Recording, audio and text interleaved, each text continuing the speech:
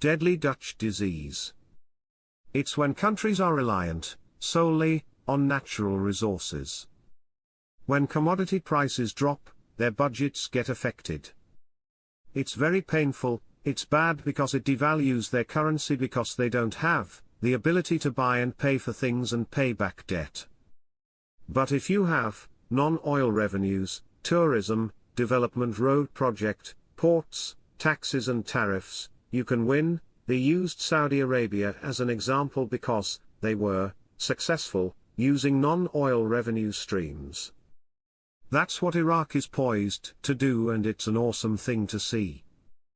This is a bank story at the next level. It's no longer a scam. It's no longer they don't want to talk to you. It's, we want to talk to you as quickly as possible. Mr.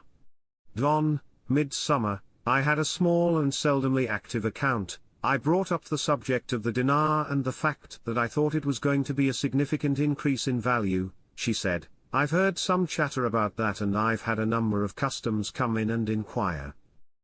I'm not sure what's going on, I asked her. Any event that occurs, do you expect you would be involved in exchanging?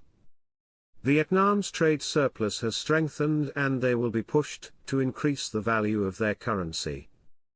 Their currency just isn't strong enough, which allows them an unfair advantage in international trade.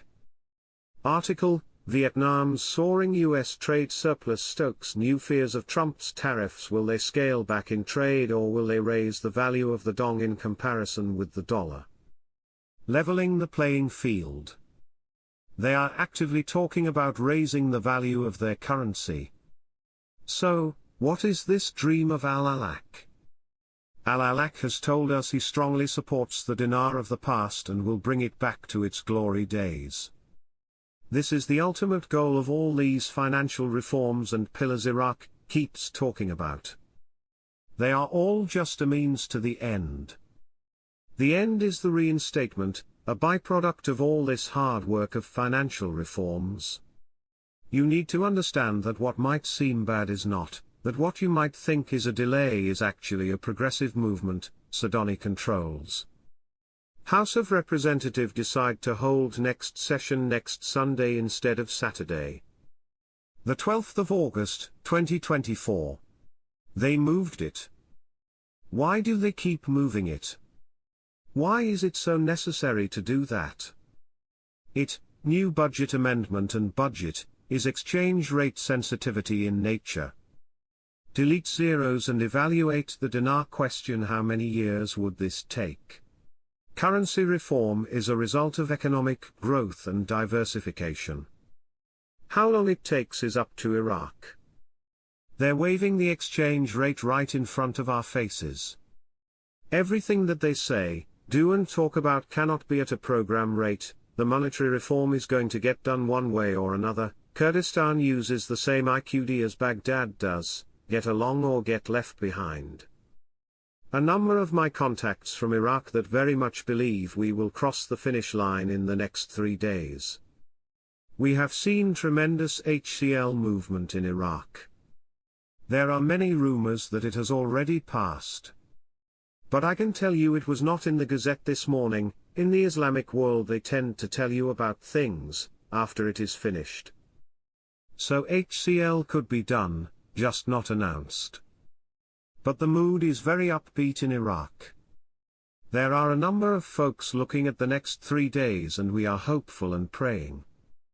People in the streets are saying Sudani had 2 years, and he is not giving us the purchasing power that he promised us. He made a solemn oath to us and now he's saying not in 2 weeks, they won't be competed until the early part of 2025.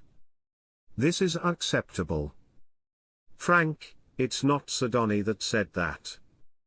It's this economy idiot, and he doesn't represent Sudani. No one is exchanging at this time and, Guru, Pimpy is correct. There are no 800 numbers, no bonds being paid out, no redemption centers, no meetings in Reno, no appointments, etc. This is all dinar mythology. Gefteris representative, Iraq today is more secure and stable, and its government has succeeded in keeping it away from conflict. Quote, the UN Secretary-General's representative in Iraq, Mohammed al-Hassan, said that Iraq today is more secure and stable, and that its government has succeeded in keeping it away from conflict. The Iraqi parliament presidency announced, on Sunday, the postponement of the parliament session due to the lack of the legal quorum required to hold it. This came according to a brief statement received from the parliament's media department. For his part, an informed source told Shafaq news agency, a directive was issued by the leadership of the coordination framework to members of the House of Representatives not to enter the council hall, in a move aimed at preventing voting on the general amnesty law. The source added that the coordination framework representatives boycotted the current session, which caused the legal quorum to not be completed and delayed the convening of today's session. While the debate continues over controversial laws such as the general amnesty, the State of Law Coalition ruled out that these laws would be discussed in the Iraqi parliament session today, Sunday. The coalition's MP, Firas al-Maslamawi, stressed that the absence of political consensus may lead to postponing these discussions until the next legislative session.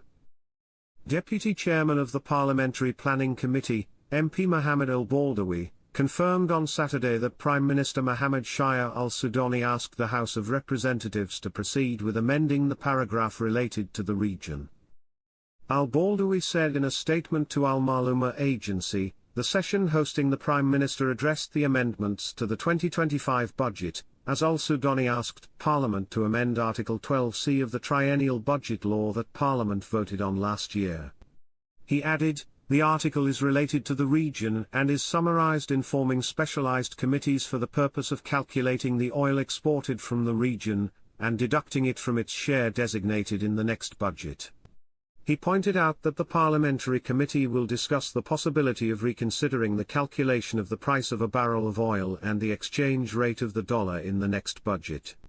The House of Representatives hosted Prime Minister Mohammed Shia al-Sudani at his request, where many files were discussed, most notably the developments in Syria and amending the budget law for next year, in addition to other political topics. Security researcher Qasim al-Tamimi warned, on Sunday, of the intentions of the American forces to support terrorism, and sleeper cells to create a state of chaos inside Iraq.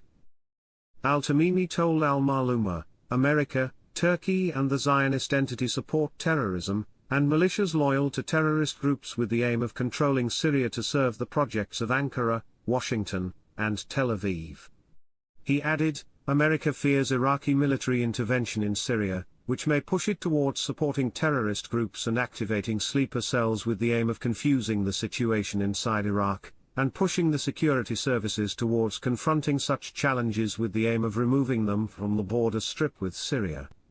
He explained that what is happening in Syria is a tripartite alliance and common interests between Turkey, America and the Zionist entity, as Turkey plans to control certain areas, while America seeks to extend its authority and hegemony and distance Russia from its presence in Syria, while as for the Zionist entity, it seeks to create chaos to extend its influence and cut off the resistance's supply line.